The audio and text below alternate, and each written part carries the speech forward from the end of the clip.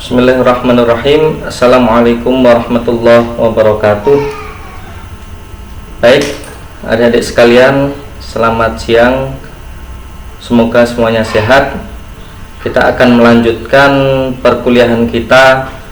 Hari ini kita akan membahas tentang quotient, ya, hasil kali ion dalam suatu kesetimbangan kelarutan, di mana di dalam materi kesetimbangan kita sudah pernah membahas Ki berupa Ki-C, ya.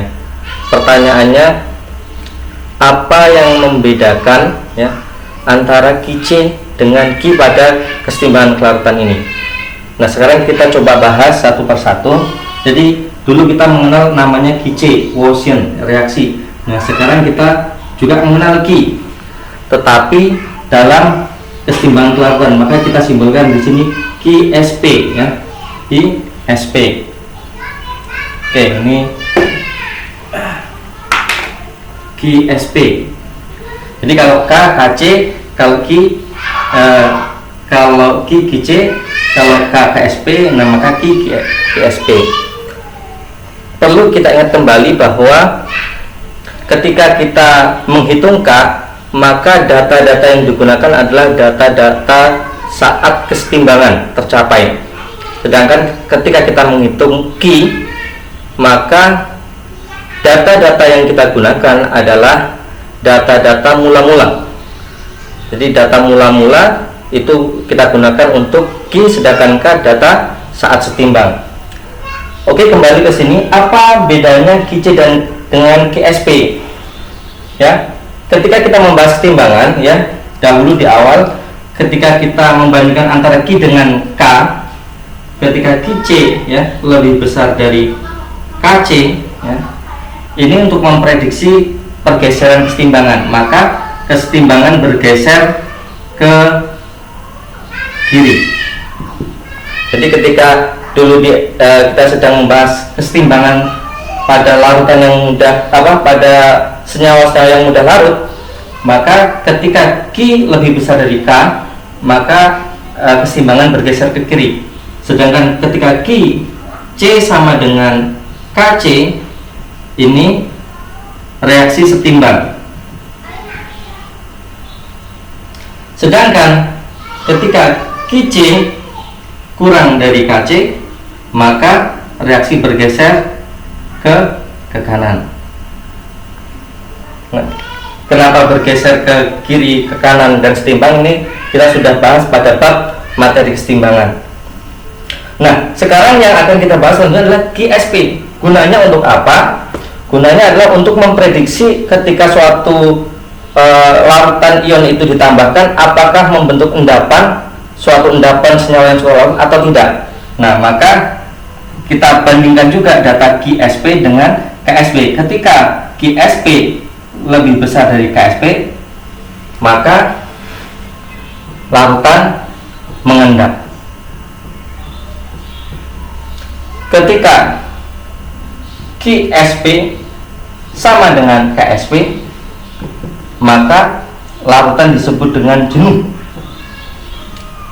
Ketika QSP kurang dari KSP, maka larutan atau ion-ion tersebut tidak mengendap, ya, tidak mengendap.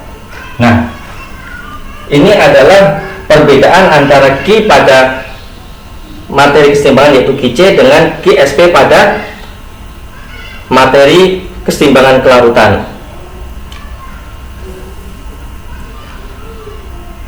Oke, sekarang kita ambil contoh. Saya harap ini sudah bisa difahami.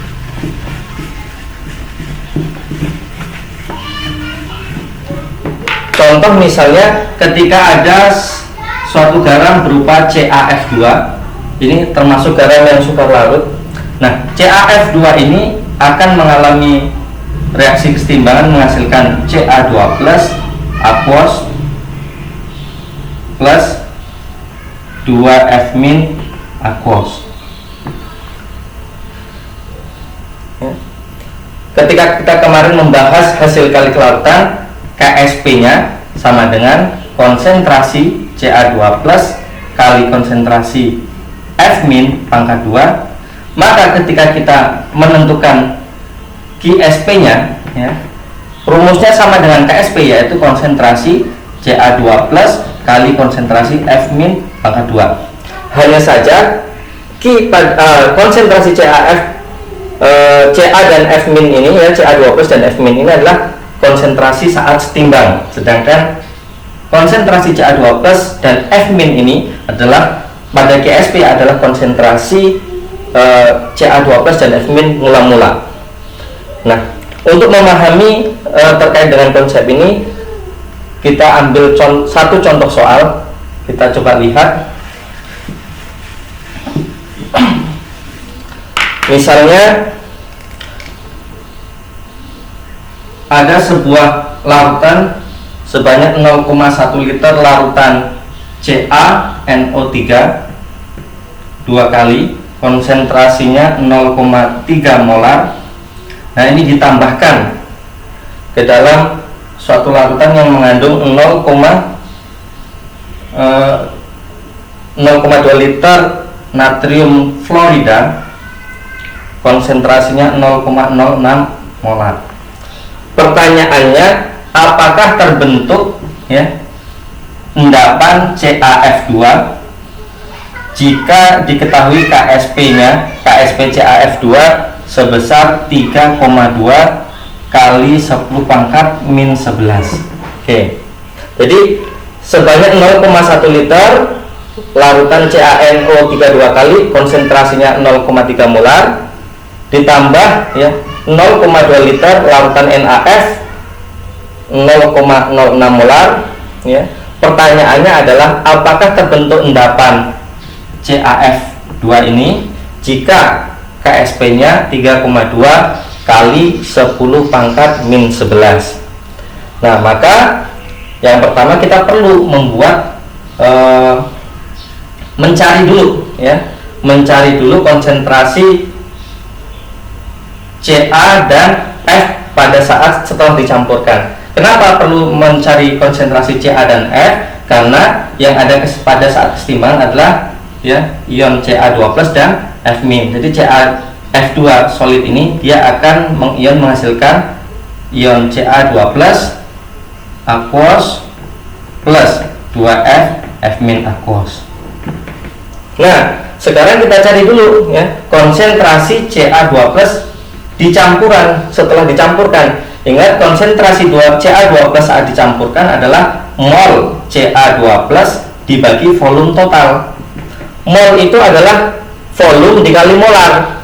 Volumenya 0,1 liter, molarnya 0,3 liter. Ketika dikalikan sama dengan 0,03 mol dibagi volume totalnya 0,1 ditambah 0,2, berarti 0,3 liter. Maka konsentrasi Ca2 plus hasilnya adalah 0,1 molar. Oke. Kemudian berikutnya konsentrasi F min. NaF ini akan menghasilkan Na plus dan F min. Karena koefisien F min ini 1, maka konsentrasinya sama, ya, 0,06. Nah, sekarang kita cari saat setelah dicampurkan. Konsentrasi F min setelah dicampurkan tentunya adalah mol F min dibagi volume total. Mol F min adalah volume kali molarnya, 0,2 dikali 0,06 sama dengan 0,012 mol dibagi volume totalnya 0,1 tambah 0,2, 0,3 liter. Ini hasilnya adalah 0,04 molar. Nah, konsentrasi Ca2 plus dan konsentrasi F min setelah dicampurkan masing-masing sudah kita ketahui, ya. Nah, ini terjadi perubahan dari konsentrasi awalnya karena ketika dicampurkan volume totalnya berubah, ya. Yang tadinya volume masing-masing 0,1 dan 0,2 menjadi volume totalnya 0,3, sehingga konsentrasinya pun berubah, ya. Nah, konsentrasi inilah adalah konsentrasi mula-mula yang akan kita gunakan untuk menghitung nilai Q-nya. Oke, saya geser. Nah, maka QSP-nya kita bisa hitung. QSP-nya adalah konsentrasi Ca2+ dikali konsentrasi F min pangkat 2. Konsentrasi Ca2+ nya 0,1 dikali 0,04 pangkat 2. 0,04 pangkat 2 dikuadratkan menjadi 0,0016 ya. Jadi ini hasil kalinya ini 10 pangkat min 1 dikali ya 16 kali 10 pangkat min 4. Nah, maka QSP nya kita bisa tentukan sama dengan 16 kali 10 pangkat min 5. Nah, kemudian data QSP ini ya kita bandingkan dengan data KSP. KSP nya adalah 3,2 kali 10 pangkat min 11, sedangkan QSP yang baru kita hitung itu 16 kali 10 pangkat min 5. Artinya apa? QSP lebih besar dari KSP. Maka ketika QSP lebih besar dari KSP, maka larutan mengendap. Nah, jadi fungsi dari Q pada kesetimbangan kelarutan adalah untuk memprediksi apakah larutan terbentuk endapan suatu garam atau tidak. Sedangkan kalau di Q saat kesetimbangan di awal-awal kita pelajari quotient, yaitu untuk memprediksi pergeseran kesetimbangan apakah ke kiri atau ke kanan. Mudah-mudahan ya penjelasan yang sangat singkat ini bisa membantu adik-adik dalam belajar.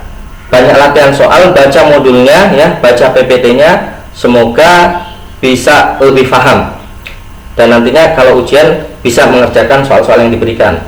Mungkin untuk materi ini ya, ini adalah materi penutup dari kesetimbangan kelarutan. Selamat belajar di rumah masing-masing, semoga kegiatannya lancar, semoga semuanya diberikan kesehatan. Terima kasih. Saya akhiri, wassalamualaikum warahmatullahi wabarakatuh.